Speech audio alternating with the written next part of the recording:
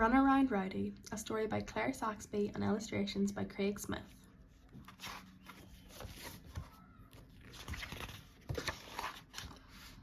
Dad slammed the tailgate of the truck shut. "That's it," he said. "Rowdy has to go."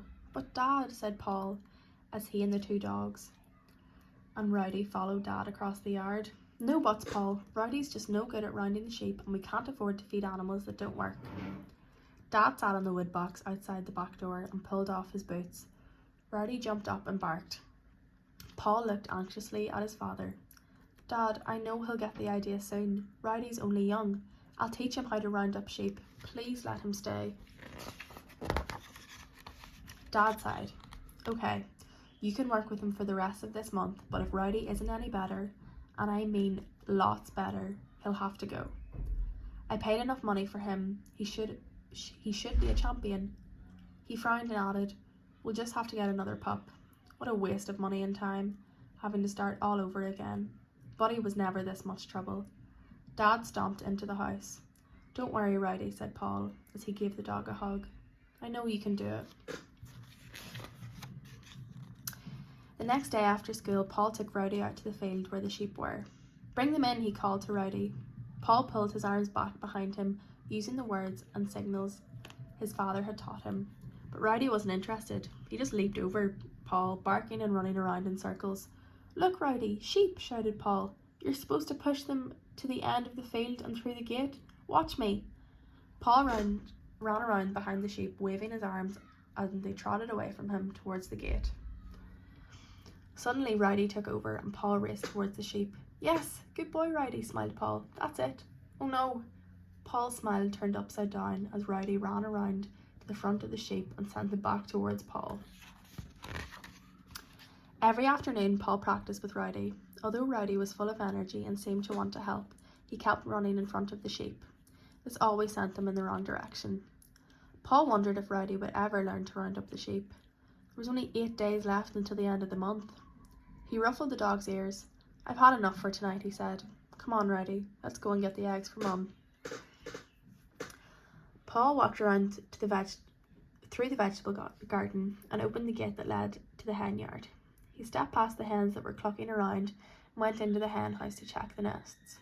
He filled his t-shirt with eggs and came back out to the yard and stopped. Where had all the hens gone? "Oh no," he groaned. "I must have left the gate open." He ran to the vegetable garden. "Rowdy," he cried, "what are you doing?" Rowdy was standing guard in the front of the hens, which were huddled together in a corner of the vegetable garden. He had rounded them up when they had escaped. If one of the hens tried to move, he hustled it back with the others. Paul stood inside the hen yard and yelled, "Rowdy, bring those hens back. What'll Mum say? You shouldn't even be in here." Paul searched frantically for somewhere to put the eggs, but he turned around. The heads were streaming back into the hen yard, fussing and clucking. "That was excellent, Rowdy," said Paul with a sigh of relief. Rowdy's tail wagged furiously. "Now we'd better get out of here before Mum and Dad see you." As Paul walked towards the house, he thought about the way Rowdy had rounded up the hens. "Rowdy brought the hens towards me," he said to himself. "And when he tried to round up the sheep, he brought them towards me, not the gate. Maybe I need to train him a different way." Paul put the eggs in the fridge and ran back outside. "Come on, Rowdy," he yelled. "Let's give it one more go." This time Paul didn't try to get Rowdy to herd the sheep away from him. Instead, he stood near the gate. He was going to try get Rowdy to bring the sheep towards him, just as he had done with the hens. "Okay, Rowdy," he called. "Bring them in." Rowdy looked at Paul for a second and then raced towards the sheep. He stopped halfway and looked back, but Paul just pointed at the sheep. Rowdy began to run. He went around behind the sheep and began to bring them towards Paul. For the first time in weeks, Paul relaxed. Rowdy did know how to round up sheep. He just did it a different way from Buddy.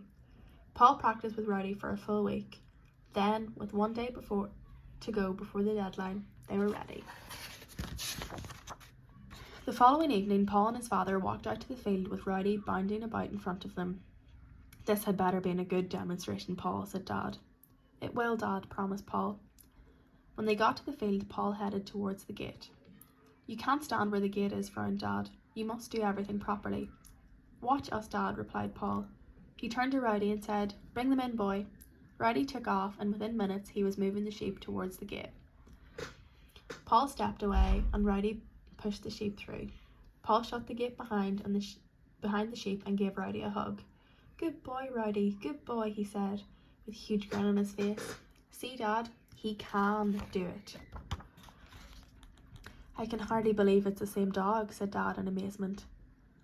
"Can he stay, Dad, please?" begged Paul. "Well," Dad paused, and Paul held his breath. Dad reached down and patted Rowdy.